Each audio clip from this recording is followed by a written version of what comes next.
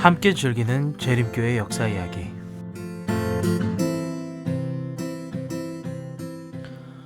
안녕하세요. 오늘도 재림교회의 역사 이야기, 그 16번째 이야기, 이름의 뜻, 이 에피소드를 들으러 오신 여러분들을 진심으로 환영합니다.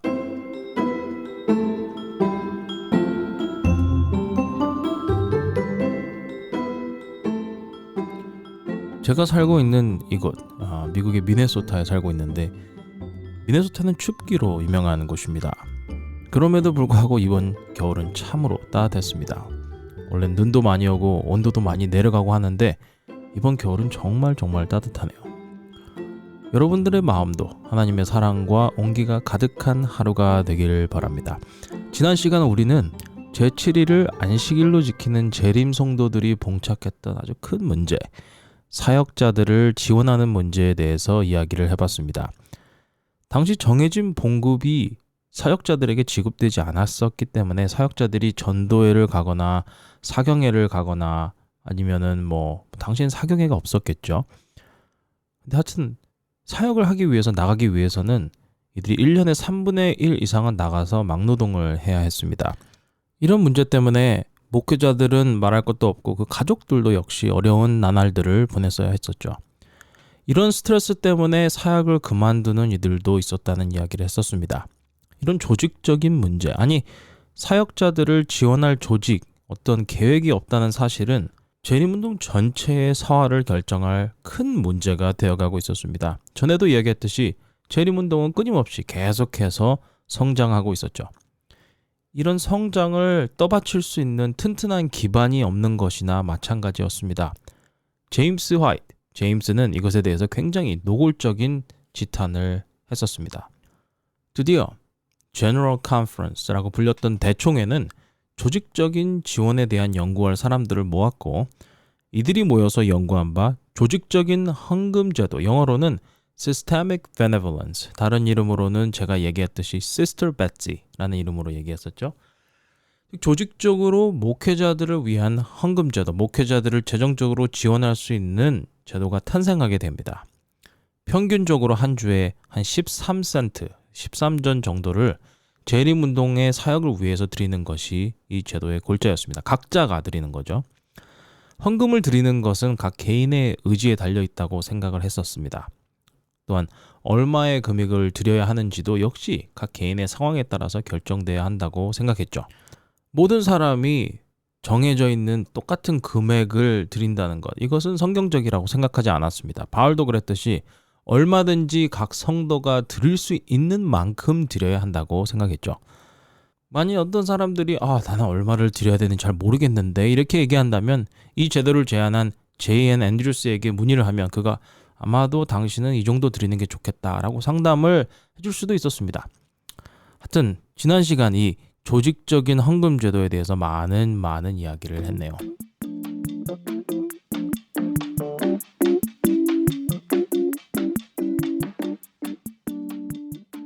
조직적인 헌금에 대해서 이야기한 지난 에피소드는 지금 오늘의 에피소드를 이야기하기 위한 준비였다고 보면 될 것 같습니다. 왜냐하면 오늘 에피소드에서는 우리가 어떻게 제7일을 안식일로 지키는 재림운동이 제7일 안식일 예수 재림교회, 영어로는 The Seventh Day Adventist Church로 태어나게 되었는지를 살펴보려고 하기 때문입니다. 지금까지 살펴본 바로는 이 교회의 조직화는 매우 자연스럽게 흘러갔습니다. 사명이 조직화를 필요로 했기 때문이죠. 조직적으로 재림 성도들이 재림 운동을 위한 사역자들을 재정적으로 지원하기로 한 일은 아주 자연스럽게 조직화로 연결이 되었습니다. 아주 중요한 사건이었죠. 물론 각자가 원하는 대로, 가능한 대로, 하고 싶은 대로 헌금하는 것이었지만 더 나아가서 우리 모두 정기적으로 매주 얼마씩 떼어놓아서 교회에 드리도록 하자라고 제안한 것은 글쎄요, 교회 월정금 있잖아요. 이 월정헌금을 드리겠다고 하는 사람은 뭘까요? 자기가 이만큼 교회에 헌신하고자 한다는 그 마음을 표현한 거잖아요. 거기에 나아가서 자기가 할 수 있는 만큼 최대한의 성의를 보이는 것 역시 그 사람의 열심을, 또 헌신하고자 하는 마음을 보여주는 거라고 볼 수 있지 않겠습니까?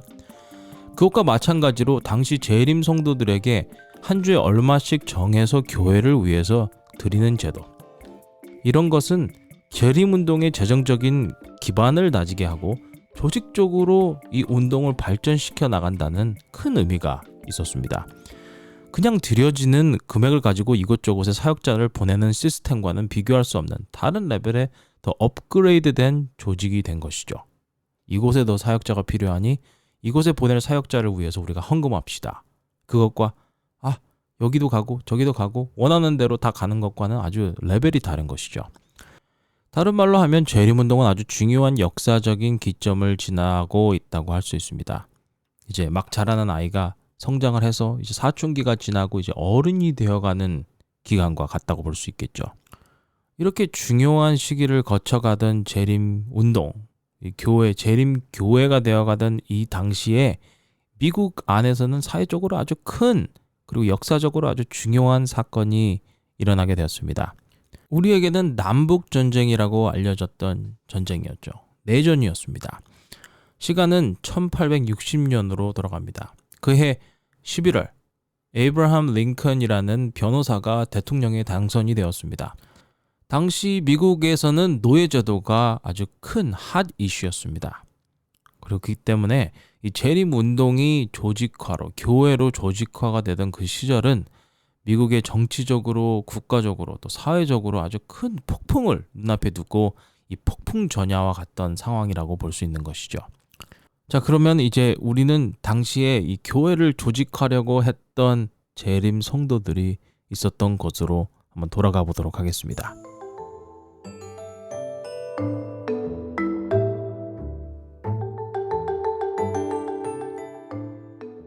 첫 번째, 왜 제7일 안식을 예수 재림교회가 왜 제7일 안식을 예수 재림교회라고 불리게 되었을까요? 이름에 대한 질문입니다. 다시 한번 이름 정리를 하면은 좋겠습니다.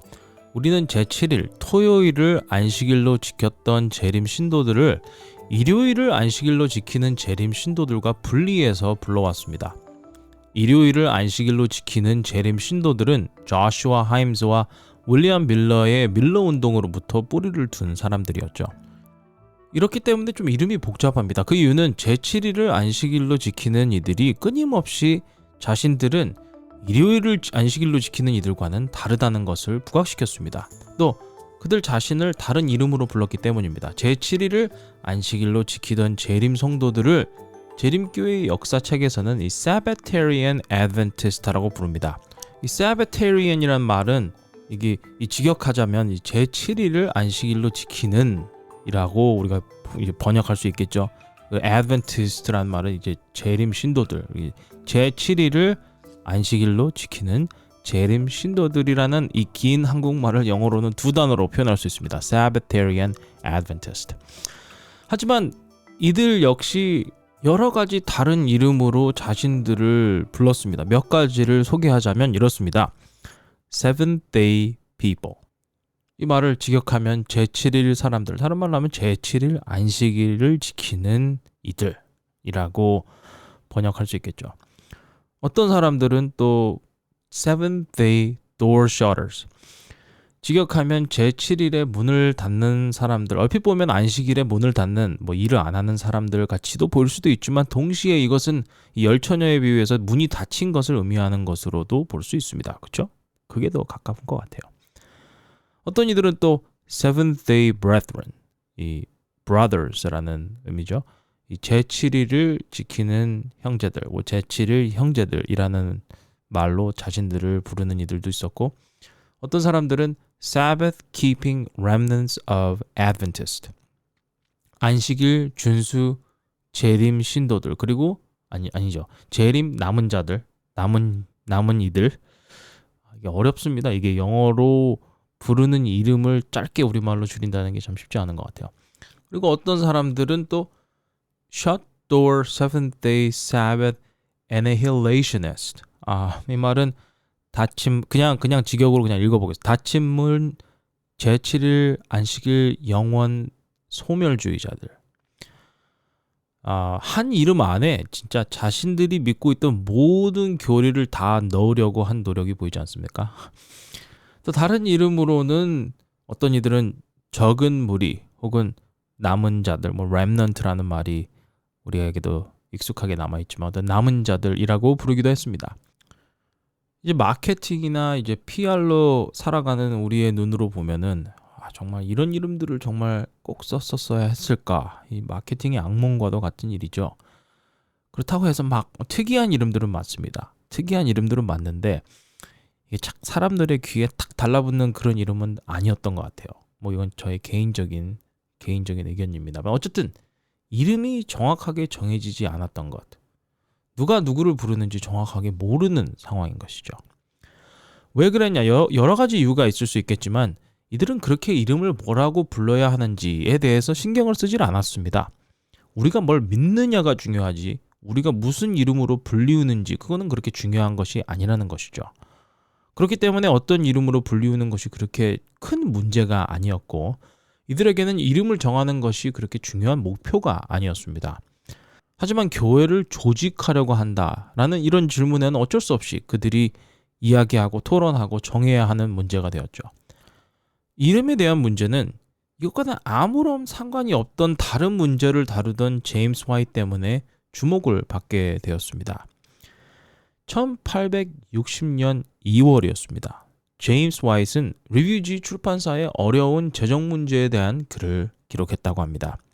첫 번째 글의 제목은 Bills라는 제목으로 글을 썼습니다. 이 Bill이라는 말은 뭐 이름으로 생각할 수도 있겠죠. 여기 나온 Bill이라는 말은 이 청구서 이제 미국에서는 뭐 전화를 썼다. 그래가지고 청구서가 오는 것을 이제 빌이 왔다. 빌을 냈냐 뭐 이렇게 얘기를 많이 하는데 이 말은 청구서라는 제목이었습니다. 여러분들이 교회 지나면서 이런 제목으로 글이 실렸다고 하면 어떻게 반응하시겠어요? 왜 제임스가 이 글을 썼냐? 그 이유는 리뷰를 받는 독자들이 돈을 내지 않았기 때문이었습니다. 당시 리뷰는 그때 돈으로 2,000불 정도의 빚이 있었다고 합니다. 또 다른 출판물이었던 Youth Instructor 여기에도 약 500불 정도의 빚이 있었다고 하죠. 그래서 총 합하면 약 2,500불 정도의 빚이 있었는데 뭐 지금 생각하면 뭐 별로 안 되네라고 생각할 수 있지만 1800년도로 돌아가자면 이것은 굉장히 큰 돈이었습니다. 그래서 제임스가 아주 신경을 많이 썼던 것이죠. 제임스의 두 번째 글에는 이런 내용이 적혀 있었습니다. 제목은 Borrowed Money. 이제 직역을 하자면 빌린 돈이라는 제목의 글이었고 그 글은 리뷰에 돈을 빌려준 이들에게 감사를 표하면서도 혹시나 빚이 많은 리뷰에 무슨 일이 생기더라도 절대로 자신을 찾지 말라는 투의 글이었다고 합니다. 그 당시에 리뷰지는 신기한 글이 많이 실렸었던 것 같아요. 그러면서 제임스가 제안한 것은 이것이었습니다. 혹시나 뭐 꼭 이런 일이 일어난다라고 뭐 굳이 우리 미래를 알고 있으니까 생각해 보면은 이런 일이 일어났었죠. 하지만 뭐 그거는 지금 얘기할 상황이 아니고 어쨌든 이 빚이 쌓여가고 있는 리뷰 출판소에 혹시나 작은 사고로 조그만 불이라도 나면 이 종이가 쌓여 있고 잉크가 있고 나무가 많았던 이 건물 전체가 타버릴 수 있으니까 이 출판소 리뷰를 보험에 들고 합법적으로 출판소와 교회 건물들을 법인화합시다 하자는 주장을 실은 글이었습니다. 뭐 지금 생각해 보면은 뭐 우리의 눈으로 보면 이게 당연한 거 아니야라고 생각할 수 있지만 당시에 왜 보험을 들지 않았었을까요? 당시 19세기 미시간주의 법을 들여다볼 필요가 있습니다. 지금까지 계속 언급된 리뷰 출판소를 우리는 마치 재림 신도들에게 공식적인 역할을 하는 언론사처럼 이야기했었지만 법적으로 보면은 리뷰 출판사는 어디까지나 제임스 화이트라는 개인의 이름으로 등록된 사업체였습니다. 법적으로 보면 개인 소유인 것이죠.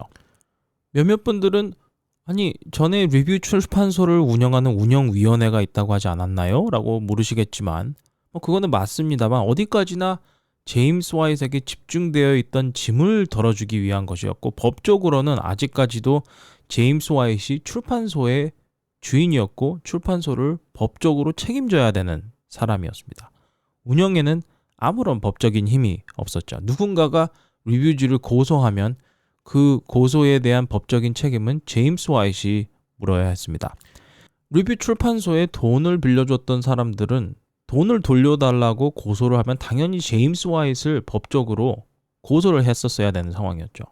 제임스 화이트이 돈을 갚아야 할 책임이 있는 것이었습니다. 법적으로 따지자면요. 여러분이 제임스라면 법적 책임을 져야 하는 이런 상황을 달갑게 받아들이시겠나요? 저라도 제 이름을 빼라고 했겠죠. 아니면 보험을 들자고 얘기를 했겠죠. 이렇게 제임스는 리뷰지에 혹시나 출판사에 불이 나서 투자한 자산들이 다 없어지더라도 나를 원망하지 마세요. 이런 식으로 글을 썼던 것 같습니다. 다시 한번 이야기하자면 리뷰 출판사는 법적으로 봤을 때 제임스 화이트의 개인의 이름으로 등록이 되어 있었고, 불행히도 그 출판사는 아무런 보험도 들고 있지 않았습니다. 혹시라도 불이 난다면 모든 게 끝이었죠. 다 날아가는 것입니다. 이것은 마치 제임스가 예언이라도 한 것처럼 리뷰지 출판소가 불이 난 적이 있었다는 얘기를 아까 잠깐 했지만 그 이야기는 나중에 다루도록 하겠습니다. 어쨌든 이런 화재 사고나 다른 사고가 나면 리뷰도 없고 책도 없고 모두에게 큰 영향이 미쳐질 일이었기 때문에 제임스는 우리가 혹시를 대비한 계획이 있어야 한다라고 주장한 것이었죠. 여러분들 어떻게 생각하시나요? 존 러퍼보로는 이런 제임스의 주장에 동의했습니다. 그는 이렇게 기록했습니다. 상식적인 사람이라면 제임스 화이트이 리뷰 출판소에 대한 법적인 책임을 지는 것을 원하지 않는 것을 비난할 수가 없습니다. 이런 상황을 정리하려면 먼저 모든 재림교회와 관련된 건물들, 자산들을 법인화하고 모든 자산들을 교회 이름으로 등록을 해야 되는 것 아닙니까? 또 교회 이름으로 보험을 들고 교회 이름으로 융자를 받아야 한 개인이 교회를 위해서 이런 법적인 책임지는 것을 막을 수 있을 것이라 생각합니다. 한 개인이 이렇게 큰 짐을 지는 것은 바람직하지 않다고 생각합니다. 이렇게 러포가 썼다고 하죠. 굉장히 상식적이고 지금 생각하면 왜 이렇게 생각을 안 했을까라고 생각할 수 있겠지만 당시에는 사람들이 그렇게 생각하지 못했던 것 같습니다. 리뷰는 교회의 자산이고 그렇기에 모두가 리뷰 출판소에 대한 법적인 책임을 나눠 가져야 한다. 너무나도 당연한 이야기죠. 문제는 제임스가 제시한 해결책이었습니다. 교회가 법인이 되는 것, 운영위원회가 있고 거기에 자금을 대는 이들이 있고 이 모든 것이 교회가 조직화를 향해서 가는 것으로 보였기 때문에 그것에 반대하는 사람들, 혹시 그것에 민감한 반응을 보이던 사람들은 이 제임스의 주장에 아주 큰 관심을 보였습니다. 이 좋은 관심이라기보다는 아주 주의 깊게 제임스가 하는 이야기들과 주장하는 바들을 살펴보기 시작했던 것이죠. 아주 대담한 발걸음이었습니다. 당시 리뷰지 편집자 중에 하나였던 로즈웰 컬트웰이라는 사람 아주 정중하게 제임스 화이트와 존 러포가 제안한 해결책을 따라서는 안 된다고 주장했습니다. 그는 제임스 화이트와 존 러포에게 재림운동이 조직화가 되면 바벨론처럼 변할 것이라는 경고를 상기시켰습니다. 이것은 밀러운동을 시작으로 재림운동에 참여한 많은 이들이 마음속에 가지고 있었던 일종의 상처였던 것이죠. 그는 이렇게 주장했습니다. 첫 번째, 이 세 가지 주장이었는데 첫 번째, 재림 신도들이 교회의 이름을 정하는 것은 바벨론의 정신에 합류한다는 의미입니다. 라고 썼어요. 굉장히 센 주장이죠. 다른 말로 하면 우리가 다른 기독교 종파들과 같아진다는 의미로 받아들였습니다. 콜트웰이라는 사람이요. 그는 우리는 두 뿔을 가진 짐승에 우리의 이름을 등록하는 일을 절대적으로 피해야 한다라고 주장했습니다. 이 두 뿔을 가진 짐승이란 말은 이 계시록 13장에 나온 예언이 미국을 이야기한다고 재림 신도들이 주장을 했기 때문에 우리가 이야기하는 그 두 뿔에 이 미국 정부에 우리 교회를 등록한다? 이게 말이 됩니까? 라고 이렇게 생각하는 것이죠. 교회가 법적으로 정부에 등록되면 정부는 교회의 입을 막을 것이고 바벨론의 정신, 즉 세상의 왕과 정치적 세력과 교회가 결탁해서 영적의 타락의 길로 들어서게 될 것이라고 생각한 것이었습니다. 교회가 법인화되고 조직화되는 것, 그리고 보험을 드는 것은 교회가 세속적인 정부에 의지하고 보호를 받으려는 태도, 이것은 아주 위험한 길로 들어서는 것이라고 주장했죠. 아까도 얘기했듯이 두 뿔을 가진 짐승, 이 미국 정부의 이 마지막에 나타난 이 예언의 마지막에 나타난 재림운동에 참여한 이들이 정부의 보호를 받는다. 이건 아니다. 이런 일은 있을 수가 없다라고 주장을 한 것입니다. 두 번째는 그는 특별히 리뷰 출판소를 보험에 드는 것이 그의 심기를 불편하게 했던 것 같습니다. 두 번째 그의 주장은 이랬습니다. 예수님께서 곧 오시는데 우리가 우리의 재산을 보호하기 위해서 보험에 드는 것은 하나님에 대한 믿음의 부족함을 표현하는 것 아닌가요? 라고 질문한 것이죠. 하나님께서 복음을 전하기 위해 가지고 있는 자산을 보호해 주실 것입니다. 왜 그거를 다른 보험회사에 의지해야 합니까? 그는 리뷰 독자들에게 혹시나 당신들이 리뷰의 돈을 빌려준 사람들이라면 당신은 리뷰의 돈을 빌려준 것이 아니라 하나님께 드린 것이라고 생각하세요 라고 기록했습니다. 무슨 일이 일어나든지 그것은 하나님의 손에 달렸다고 주장한 것이죠. 이제 마지막으로 그는 이 리뷰 출판사나 교회들이 이미 재림교인들이 개인적으로 소유한 땅에 있었기 때문에 안전하다고 주장합니다. 또 나아가서 교회를 법인화하고 등록하는 것은 성경 어디에도 찾아볼 수 없는 전통이라고 주장했습니다. 보시다시피 그의 반대는 교회에 어떤 색의 커튼을 달아야 되느냐, 뭐 어떤 카펫을 달아야 되냐, 어떤 색깔의 문을 달아야 하는가와는 아주 차원이 다른 반대 주장이었죠. 그렇다고 해서 콜트레일이 리뷰주의 빚에 법적인 책임을 져야 하는 제임스의 입장을 무시한 것은 아니었습니다. 하지만 그는 리뷰의 독자들 그리고 재림 신도들이 단순히 리뷰주의 빚 문제나 다른 이슈들이 제임스의 책임이 아니라고 그냥 생각하면 된다라고 주장을 했던 것이죠. 혹시나 리뷰 출판소에 무슨 일이 일어난다? 그래서 당신이 빌려준 돈을 리뷰지가 갚을 수 없다? 그렇다고 절대로 제임스 화이트를 고소하는 일은 없어야 한다. 뭐 이런 주장이었습니다. 그는 그의 문장을 마무리 지으면서 그의 글을 마무리 지으면서 이렇게 썼다고 하죠. 우리는 우리 형제 자매들을 믿어야 한다. 오 주님 감사합니다. 만일 우리 중 어떤 사람이 가룟 유다처럼 행동할지라도 우리는 하나님을 의지하는 마음으로 손해를 받아들여야 합니다. 이것은 아주 수사적으로 정교한 아주 교묘하다는 말은 좀 그렇지만 하여튼 정교한 주장이었습니다. 우리는 모두 예수님을 따르는 제자들이잖아요. 예수님을 따르는 그리스도인 아닌가요? 그렇기 때문에 우리는 서로를 신뢰하고 서로를 법정에 세우는 일은 잊지 말아야 하죠. 우리가 우리 서로를 신뢰하지 못한다면 우리가 하는 일에 무슨 의미가 있는 건가요? 보기에는 아주 설득력 있는 주장에 틀림없었지만 제임스 화이트는 콜트레일의 말에 아무런 위로도 받지 못했던 것 같습니다. 혹시 생각해보세요. 제임스 걱정 마. 혹시나 사람들이 리뷰 출판사 때문에 너를 고소하면 우리가 옆에서 도와줄게. 뭐 이런 얘기잖아요. 여러분들에게 그렇게 누군가 얘기한다면 여러분들은 한시름 놓았다고 생각하시겠어요? 말로 하긴 쉽죠. 특별히 당사자가 아니라면 말입니다. 콜트레일의 글을 본 제임스는 이게 단순히 이 글을 읽고 마음을 놓을 수 없다라는 것을 넘어서서 이거 이렇게 놔두면 정말 큰일 나겠다는 생각을 했던 것 같습니다. 왜냐하면 제임스는 알고 있었어요. 콜트레일이라는 사람의 이 주장이 한 개인의 주장을 넘어서서 당시 재림운동 안에 있었던 많은 비슷한 생각을 하는 사람들의 생각을 대표하고 있었다는 것을 깨달았기 때문입니다. 하지만 제임스와 몇몇 지도자들은 재림운동이 이 조직화를 피할 수 없는 규모로 이미 성장해 있고 교회의 자산들, 건물들을 교회의 이름으로 이 전체 운동 전체를 조직화된 교회의 이름으로 등록하는 것은 피할 수 없는 미래라는 것을 알고 있었습니다.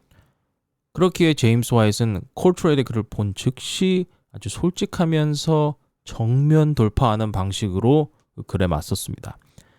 제임스 화이트의 장기이기도 했죠. 어떻게 보면은 이렇게까지 솔직할 필요가 있을까라고 생각해 볼 수 있겠지만 그게 그만의 스타일이었던 것 같습니다. 제임스 화이트는 그의 사과로 글을 시작했습니다. 저는 평소에 이런 식으로 글을 쓰거나 이런 방식으로 상황에 대처하지 않습니다. 경고하는 것 같죠? 마음의 준비를 하라고 이야기하는 것 같습니다. 제임스는 말을 이어나갔습니다. 콜트레일은 성경의 교회를 법인화하는 것을 허락하는 기록이 없다고 주장했죠. 제임스는 거기에 이렇게 반박했습니다. 성경의 교회를 법인화하는 것을 반대하는 기록 역시 없다고요. 더 나아가서 성경의 출판을 하라는 기록도 없고 월간지나 주간지를 만들라는 기록도 없다는 것입니다. 거기에 더해서 성경의 책을 만들라는 이야기도 없지만 우리는 계속해서 그 일을 하고 있다라고 주장합니다.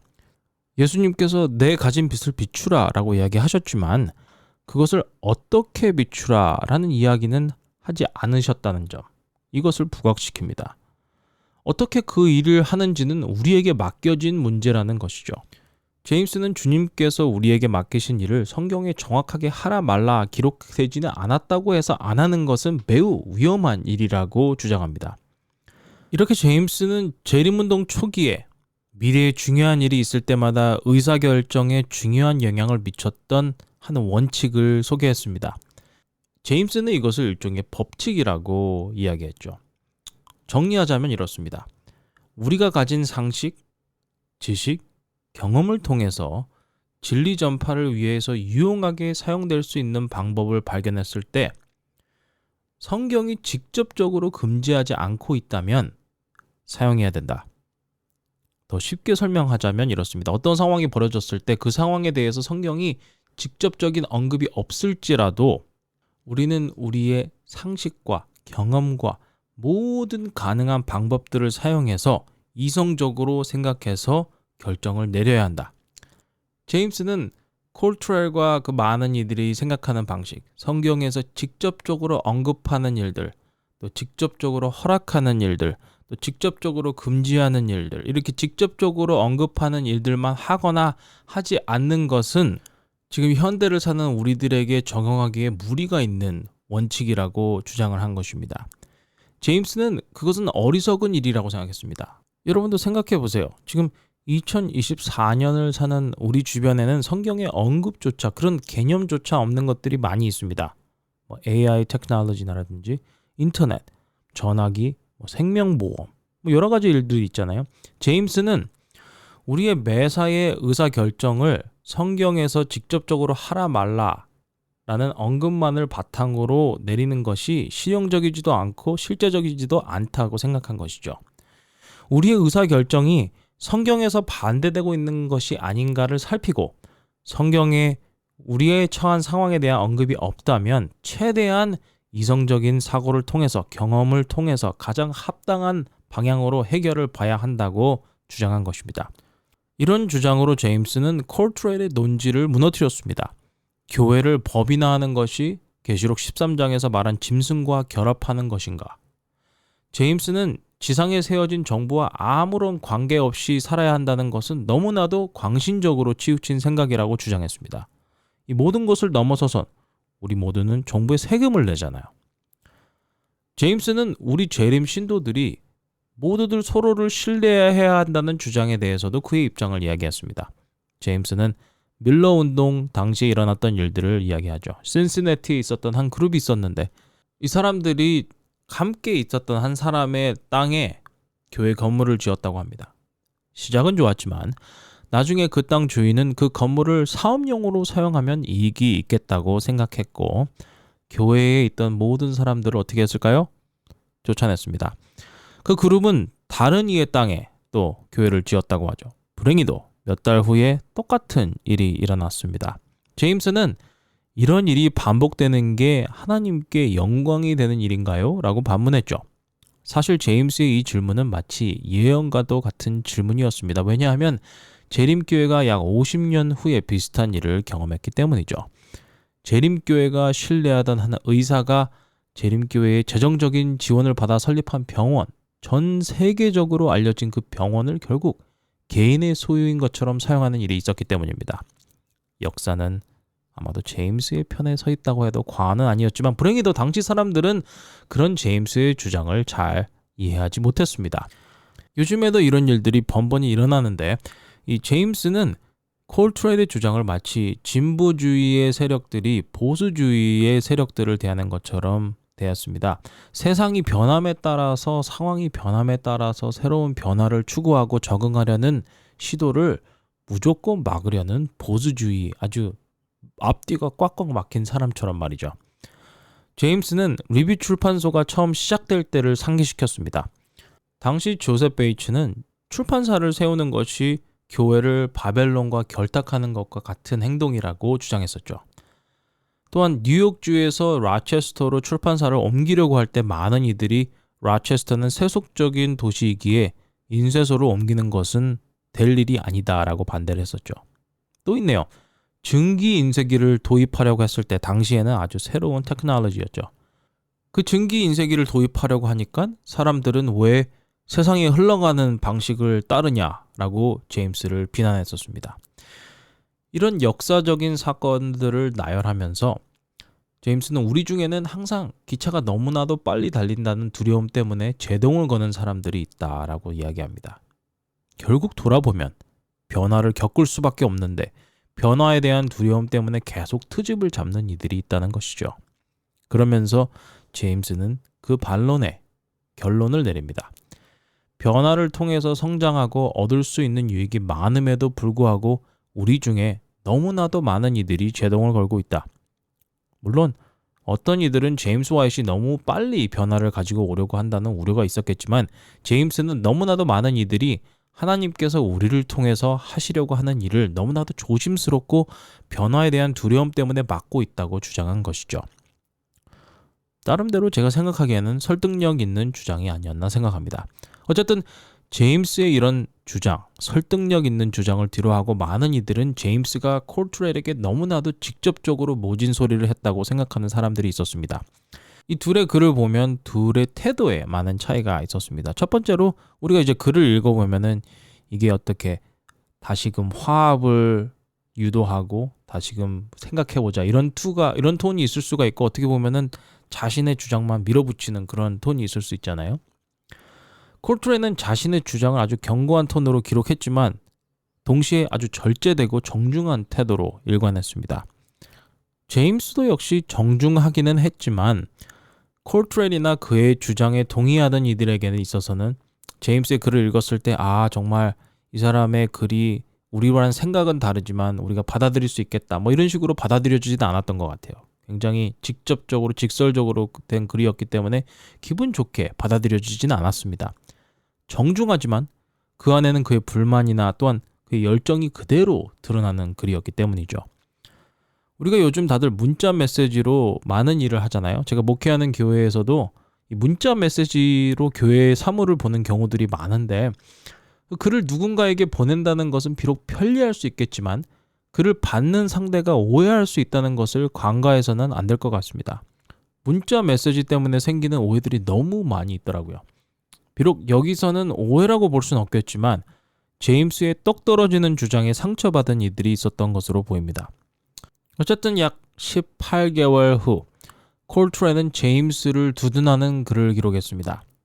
처음에는 제임스의 주장을 봤을 때 그 역시 많은 이들처럼 제임스가 잘못된 방향으로 가고 있었다고 생각했다고 말이죠. 하지만 그의 글이 교회의 조직화를 반대하는 이들의 생각을 대변하는 것처럼 여겨지니까 이게 그 일이 커지는 거잖아요. 단순히 자신의 생각이 아닌 자신이 어떤 큰 그룹의 사람들의 의견을 대변한다. 이렇게 되니까 좀 마음속에 부담이 되지 않았을까요? 어쨌든 그는 이렇게 생각했습니다. 자신이 생각하는 바, 또 제임스가 생각하는 이 두 사람의 주장이 두 사람을 넘어서는 일이다 라고 기록하죠. 제임스는 콜트렐이 이야기한 조직화를 불신하고 두려움을 가진 이들이 있다는 것을 알고 있었기 때문에 콜트렐의 글이 어떤 영향력이 있는지 알았죠. 콜트렐은 아주 명확하게 기록했습니다. 제임스 형제의 끊임없는 노력과 명확한 계획이 아니었다면 교회의 조직은 실패로 돌아갔을 것이다.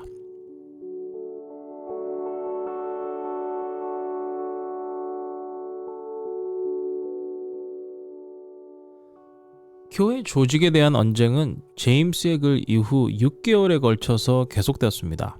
매번 발행되는 이슈마다 언급되었었죠. 그러다가 결국 1860년 9월 28일 대총회가 소집되었습니다.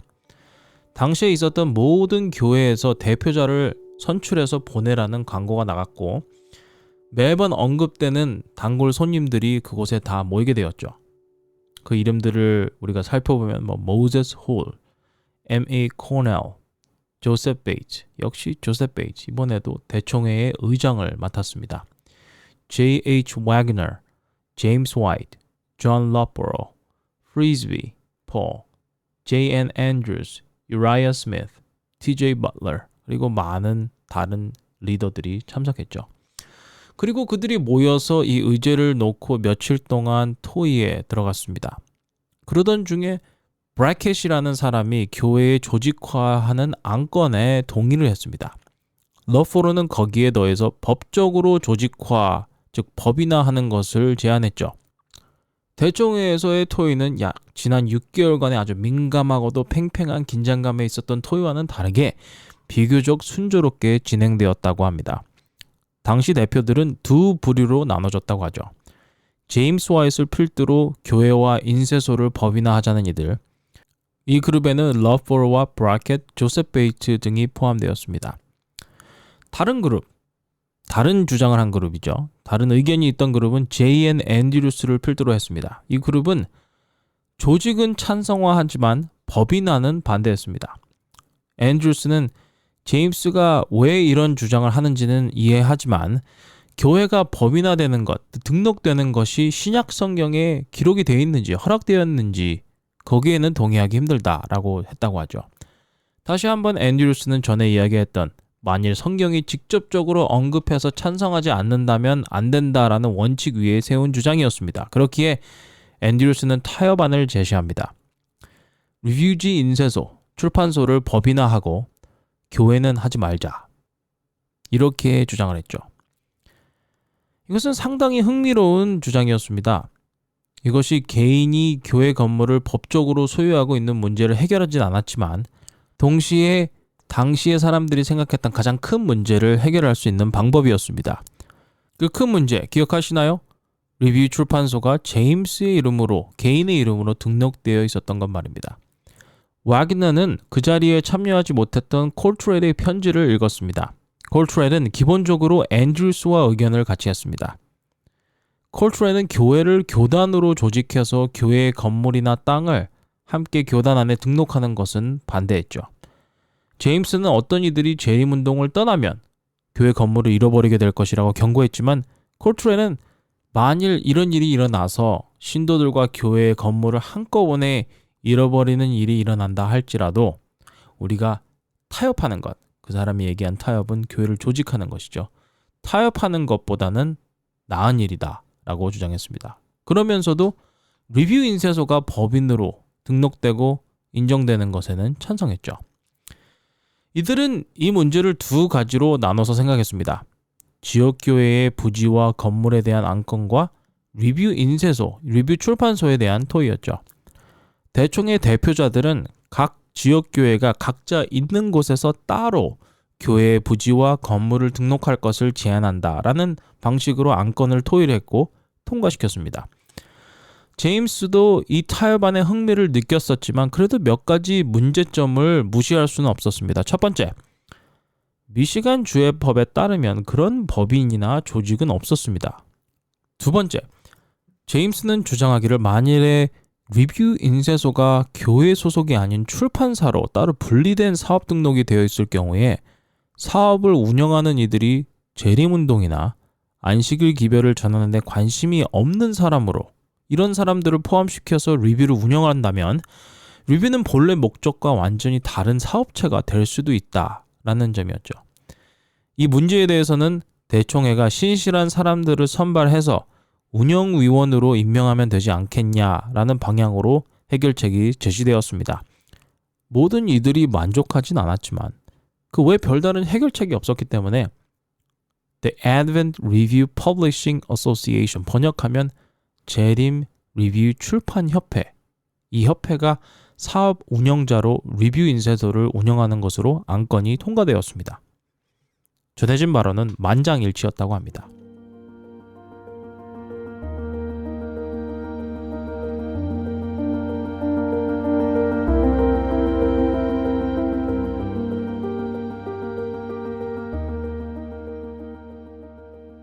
자, 그럼 그 이름이 의미하는 바가 무엇이었는가? 리뷰 인쇄소를 법인으로 등록하고 운영할 재림 리뷰 출판 협회를 결성할 결정이 통과되자마자 브래켓이라는 사람은 이 출판 협회의 이름을 변경할 것을 제안하고 동의했습니다. 새로운 이름을 결정하는 데 있어서 모든 이들이 나름대로 자신만의 의견이 있었죠. 제임스는 이렇게 이야기했다고 합니다. 아기가 태어나면 이름을 지어주잖아요. 태어나자마자 지을 수도 있고 좀 지나서 지을 수도 있지만 이름을 지어주는 것 자체는 중요하다고 생각합니다. 재림운동이 처음 시작되었을 때는 그런 생각을 할 겨를도 없었고 그런 필요도 느끼지 않았지만 지금은 재림운동이 성장했기 때문에 우리가 공식적인 이름을 갖는 것이 중요하다고 생각합니다. 지금 우리가 공식적인 이름이 없는 것은 마치 태어난 아기가 이미 성장기에 접어들었는데 이름이 없는 것과 마찬가지라고 생각합니다. 펄이라는 사람은 이름을 만드는 것은 다른 기독교 교단들 안에 교단을 하나 더 만드는 것이라고 주장했다고 하죠. 프리즈비는 이름을 정하는 것을 반대했습니다. 하지만 그는 재림운동이나 인쇄소가 여러 이름으로 불리우는 것도 반대했습니다. 그렇기에 그는 다른 이들이 하는 대로, 가자는 대로 따라갑니다.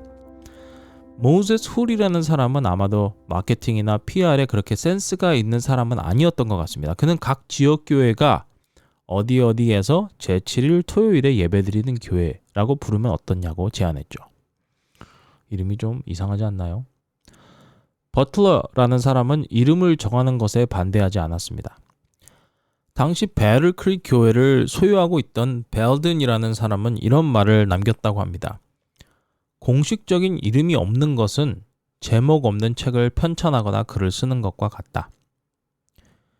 여러분들은 어떻게 생각하실지 모르겠지만 당시에 가장 많이 언급되었던 이름은 The Church of God, 직역하면 하나님의 교회라는 이름이었다고 합니다.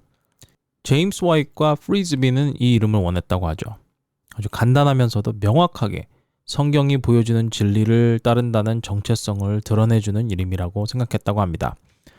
하지만 이 이름이 사람들에게 강한 인상을 남긴 것은 아니었습니다. 지금도 그렇듯이 당시에 이 이름을 사용하는 교회들이 많이 있었다고 하죠. 더 나아가서 이 이름이 풍기는 자신감이라고 할까요? 아니, 뻔뻔함이라고 해야 되나?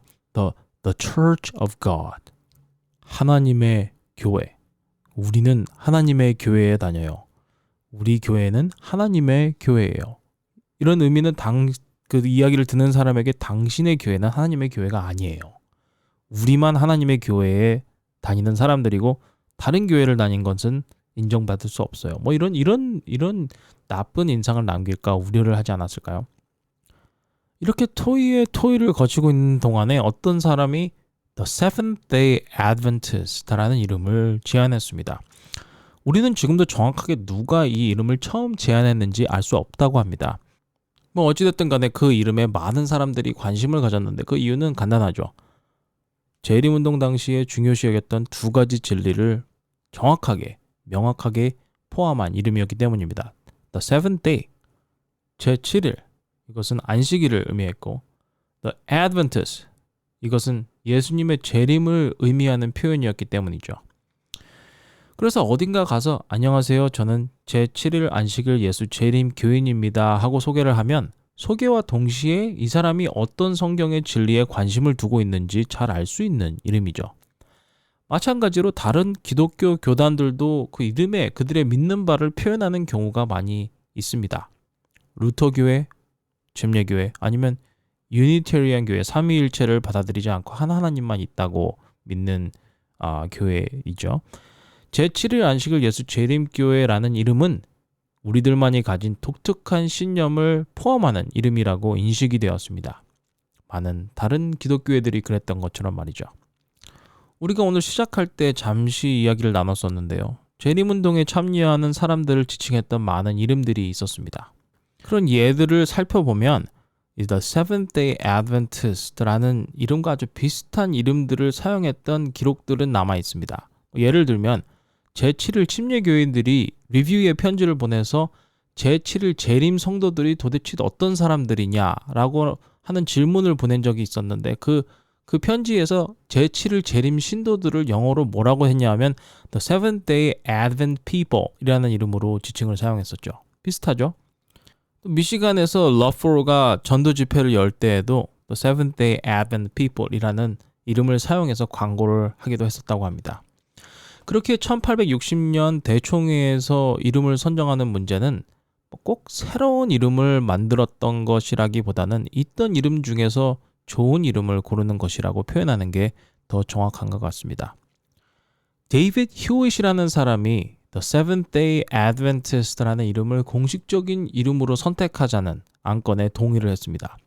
여러분들 그 이름 들어보신 적 있죠? 데이비드 휴엇. 조셉 베이츠가 배를 크릭에 도착한 후에 우체국에 가서 이 동네에서 가장 정직한 사람이 누구였냐, 그런 사람을 찾았다는 이야기 기억하시나요?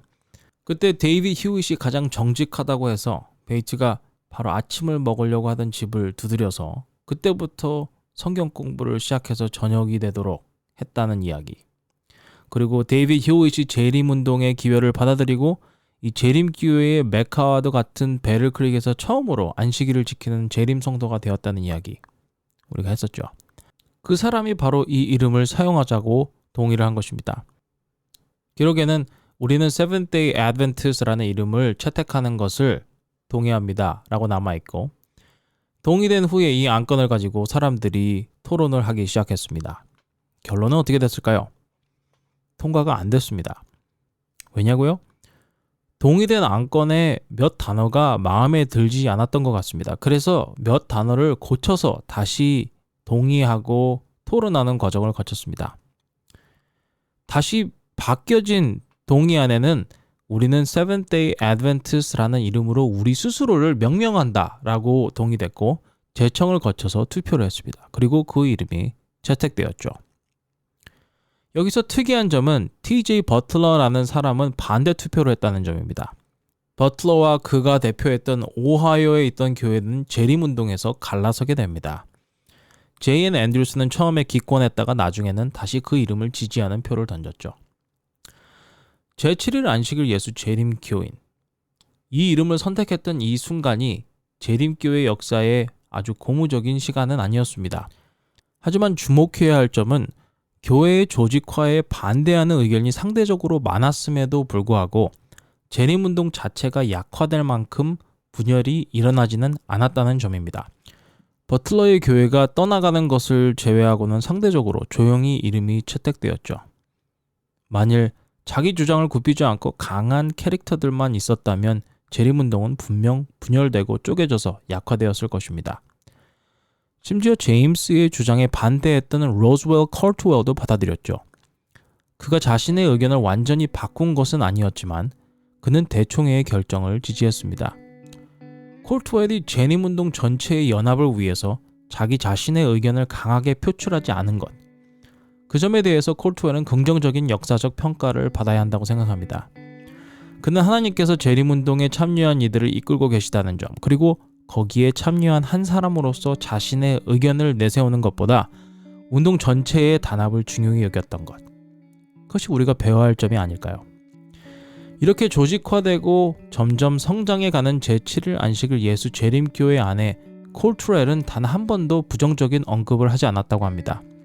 그의 보수적인 면은 교회의 방향과 맞아 떨어질 때도 있었지만 또한 그렇지 않을 때도 있었습니다. 하지만 교회에 대한 그의 태도는 변함없이 신실했습니다. 그의 이런 태도는 1860년 6월 5일에 리뷰에 기록된 글에 잘 나타나 있습니다. 내가 보험이나 교회 조직에 대해서 이야기하는 것으로 재림운동의 발전을 저해하고자 함이 절대로 아니다. 내가 만일 재림운동의 발전에 악영향을 끼치고 있다면 그것은 매우 슬픈 일이다. 그의 태도와 의견은 매우 명확했고 확신이 있었습니다. 나는 해야 할 말을 했다. 교회의 결정이 내가 생각하는 의견과 다를지라도 나는 교회의 결정에 따를 뿐이다. 콜트웰의 삶은 자신을 믿는 신념, 그리고 자신이 생각하는 말을 명확하게 표하는 태도를 가졌지만 자신의 의견이 교회의 방향이 되어야 한다는 고집은 없었습니다. 모두가 다 모여서 토론하고 결정하면 그 결정에 따랐죠. 총회만 있으면 시끌벅적한 요즘, 이런 이들이 더 많이 있어야 하지 않나 생각합니다. 어쨌든 1860년 10월 1일부로 우리는 이 운동을 제7일 안식일 예수 재림교인들이라고 명명할 수 있게 되었습니다. 윌리엄 밀러와 함께했던 밀러운동, 그리고 대실망 후에 재림을 고대했던 재림운동, 그리고 제7일 안식일을 지키기 시작했던 제7일 안식일 예수 재림운동, 이렇게 여러 가지 이름을 가지고 왔다 갔다 하는 게 쉽지는 않았습니다만 이제부터는 공식적인 명칭을 가지고 이들을 부를 수 있게 되었습니다. 모두가 다 이 새로운 이름을 좋아했냐고요? 예상하셨다시피 그렇지는 않았습니다. 어떤 이들은 그들을 그리스도인의 교회 아니면 하나님의 교회로 불러야만 하나님께서 그들을 축복하실 것이라고 생각했죠. 하지만 엘렌 화이트는 이런 의견을 받아들이지 않았습니다. 엘렌 화이트는 제7일 안식일 예수 재림교인들 혹 제7일 안식일 예수 재림교회라는 이름을 너무 마음에 들어했죠. 그녀는 기록했습니다. 제7일 안식일 예수 재림교인들. 이 이름은 우리가 믿는 성경의 진리 그리고 우리의 신념을 보여주는 이름입니다.